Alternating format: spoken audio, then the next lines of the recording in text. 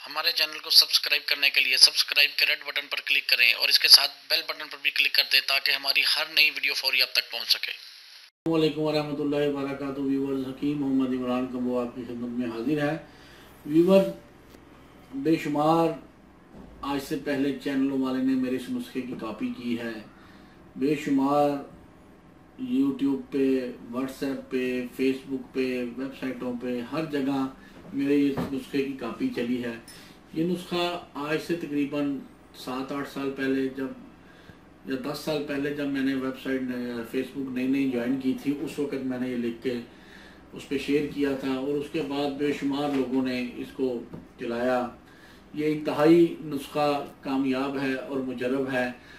और जहां आपको कहीं कोई दवाई ना मिल रही हो, मैसर ना हो, जिन लोगों को टाइमिंग की कमी है या मनी की पैदाइश की कमी है या जिस्म में कमज़ोरी है या उज़व में कमज़ोरी है, इसके साथ साथ छोटे बच्चे जो बिस्तर पर पेशाब कर देते हैं या वो बुज़ुर्ग जिन्हें मसाने की कमज़ोरी के बायस पेशाब के कतरे रिश्ते रहते हैं, निकलते रहते हैं, वो या वो नौजवान हजरात जो मुश्तजनी करके अपना बेड़ा गर्क कर चुके हों, उनके लिए ये एक नुस्खा फर्स्ट एड है। ये नुस्खा सर्दियों में हर मिजाज वाले इस्तेमाल कर सकते हैं और गर्मियों में सिर्फ सर्द मिजाज वाले इस्तेमाल करें, गर्म मिजाज वाले ना इस्तेमाल करें। छोटे बच्चे तो इजीली इस्तेमाल कर सकते हैं, किसी भी मौसम में इस्तेमाल करें, बच्चे बच्चियां कोई मसला नहीं।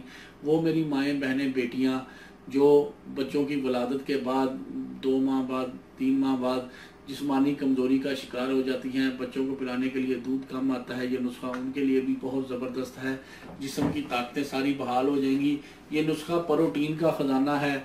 ये समझ लें गोश्त का मुतबादल भी है ख़वातीन के लिए जो महंगा गोश्त इस्तेमाल नहीं कर सकती विलादत के बाद। जब डॉक्टर यखनी वगैरह बताते हैं ये नुस्खा उस वक्त इस्तेमाल करें, इंशाल्लाह नुस्खा गोश्त की कमी भी पूरा कर देगा।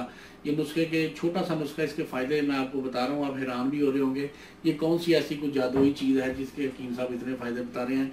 कैमरा करीब करें। ये सफ़ेद तिल और मिश्री, ठीक है जी।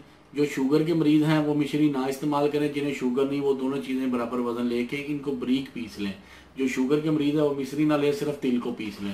पीसने के बाद आप लोगों ने क्या करना है कि 1 चम्मच सुबह दूध के साथ और 1 चम्मच रात को दूध के साथ। सुबह खाली पेट आपने दूध के साथ यूज़ करना है।